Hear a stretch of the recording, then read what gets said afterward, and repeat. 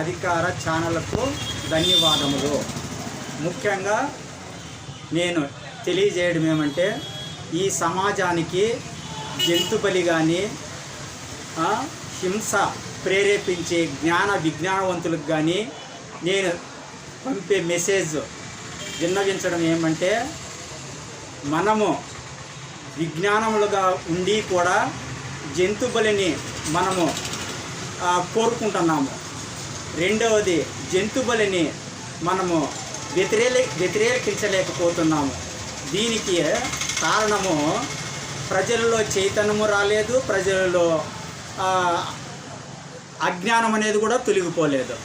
కాబట్టి దయచేసి విజ్ఞానవంతులందరూ ఒకటిగా ఉండి ఈ జంతు బలి అనేది మూగజీవులను బలి ఇవ్వకుండా అందరూ ఆదుకుంటారని, వ్యతిరేకిస్తారని విన్నవించుకుంటున్నాను. అంతేకాదు, వాటి యొక్క బాధను మనము అర్థము కావాలంటే మనం ఒకే ఒకటి ఆలోచించాల.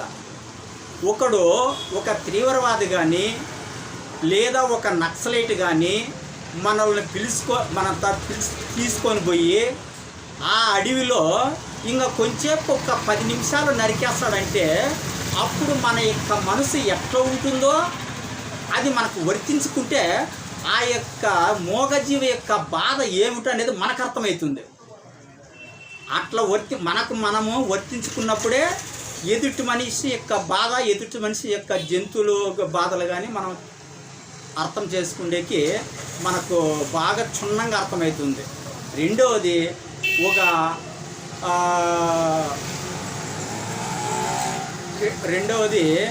ఒక భూత వైద్యుడు బంగారు సిక్కుతుందంటే ఒక్క మనిషిని బలిచ్చేకి నైట్కి నైటే నిన్ను కిడ్నాప్ చేసి తీసుకొని పోతాడు.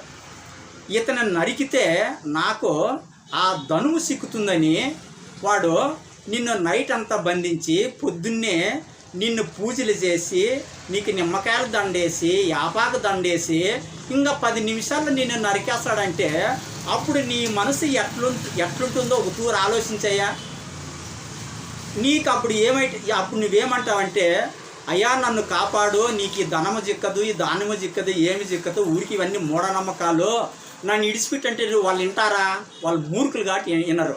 కాబట్టి ఈ సమాజంలో ఉండే జనాలు కూడా అంతే. అవి మూగజీవులు నన్ను వదిలిపెట్టండి, ఈ దేవత మనల్ని కాపాడే దేవత, ఆమె ఎప్పటికీ హింస కోరుకోదు కాబట్టి నన్ను బలి ఇవ్వకండి అని మూగజీవులు పాత అరుస్తాయన్నమాట. అరిసేటప్పుడు దాని అర్థం ఏమని అంటే, అయ్యా నన్ను కాపాడండి లేదా నన్ను వదిలిపెట్టండి అని దాని అర్థము. అప్పుడు మనము అర్థం చేసుకోవాలా. కానీ మనం మూర్ఖులు కాబట్టి వాటి బాధను మనం ఎటువంటి పరిస్థితులను పట్టించుకోము. ఎందుకంటే మనం అంత మూర్ఖులుగా రెడీ అయిపోయినాము.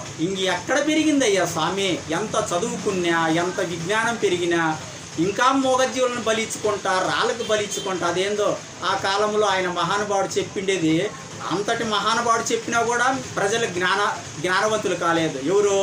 శ్రీమద్ వీరబ్రహ్మ పోతులూరు గారు.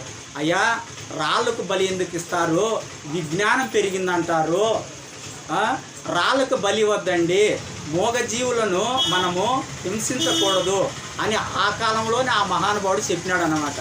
అయినా మనం మారము. కాబట్టి ఇది సమాజం మారాలంటే, ఈ మూగజీవుల బలి మారాలంటే మన విజ్ఞానవంతులు ఒకటిగా ఉండి వాటిని వ్యతిరేకిస్తారని నేను ఎంతో మీకు సమాజానికి ఒక మెసేజ్ని పంపుతున్నాను. దయచేసి విజ్ఞానవంతులు, చదువుకున్న యువకులు అందరూ దీన్ని వ్యతిరేకిస్తారని నేను ఎంతో మిమ్మల్ని విన్నవించుకుంటూ కోరుకుంటున్నాను.